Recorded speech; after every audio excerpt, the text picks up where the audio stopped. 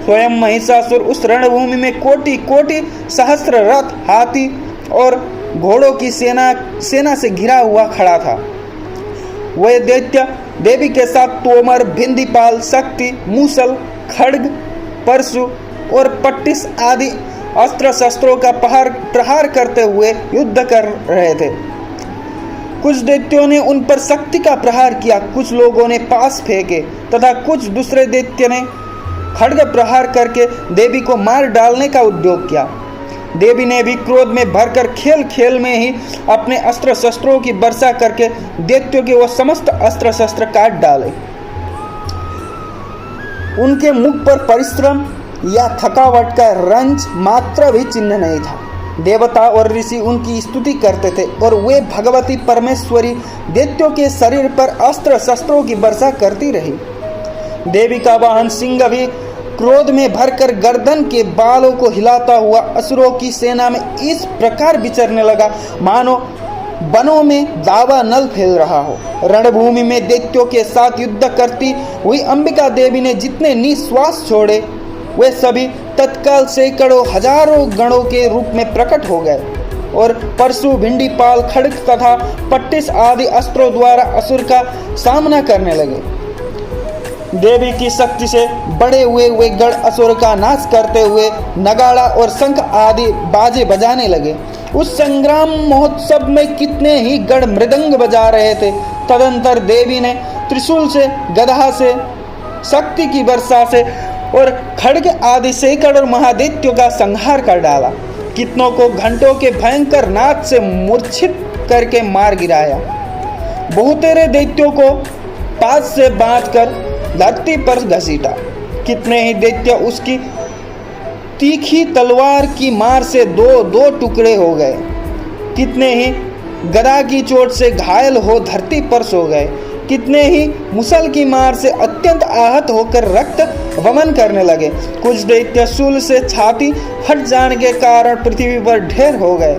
उस रणांगण में बाण समूहों की दृष्टि से कितने ही असुरों की कमर टूट गई।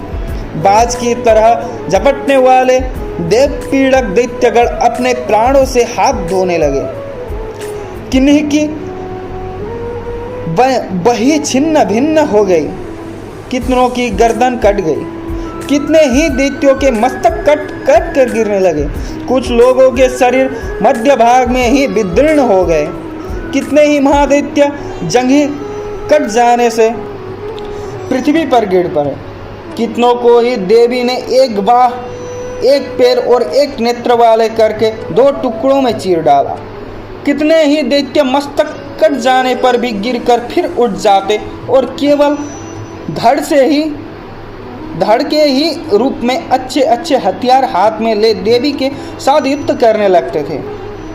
दूसरे कबंध युद्ध के बाजों की लय पर नाचते थे। कितने ही बिना सिर के धड़ हाथों में खड्ग, शक्ति और ऋषि लिए दौड़ते थे तथा दूसरे दूसरे महादैत्य ठहरो ठहरो यह कहते हुए देवी को युद्ध के लिए ललकारते थे। जहाँ वहाँ घोर संग्राम हुआ था वहाँ की धरती देवी के गिराए हुए रथ, हाथी, घोड़े और असुरों की लाशों से ऐसी पट गई थी कि वहाँ चलना फिरना असंभव हो गया था। दैत्यों की सेना में हाथी, घोड़े और असुरों के शरीर से इतनी अधिक मात्रा में रक्तपात हुआ था कि थोड़ी ही देर में वहाँ खून की बड़ी बड़ी नदियाँ बहने लगी। जगदम्बा ने असुर की विशाल सेना को क्षण भर में नष्ट कर दिया। ठीक उसी तरह जैसे तृण और काठ के भारी ढेर को आग कुछ ही क्षणों में भस्म कर देती है। और वहाँ सिंह भी गर्दन के बालों को हिला हिला कर जोर जोर से गर्जना करता हुआ दैत्यों के शरीर से मानो उनके प्राण चुने लेता था। वहाँ देवी के गणों ने भी उन महादैत्यों के साथ ऐसा युद्ध किया जिससे आकाश में खड़े हुए देवतागण उन पर बहुत संतुष्ट हुए और फूल बरसाने लगे। जय जय तो श्री मार्कंड पुराणे सावर्णी के मन्वंतरे देवी महात्म्ये महिषासुर सैन्य वध नाम द्वितीय उत्सव। जय माता दी। आज दूसरा अध्याय समाप्त हो गया। तीसरे अध्याय में हम लोग महिषासुर की वध की कथा जानेंगे। राधे राधे, जय माता दी।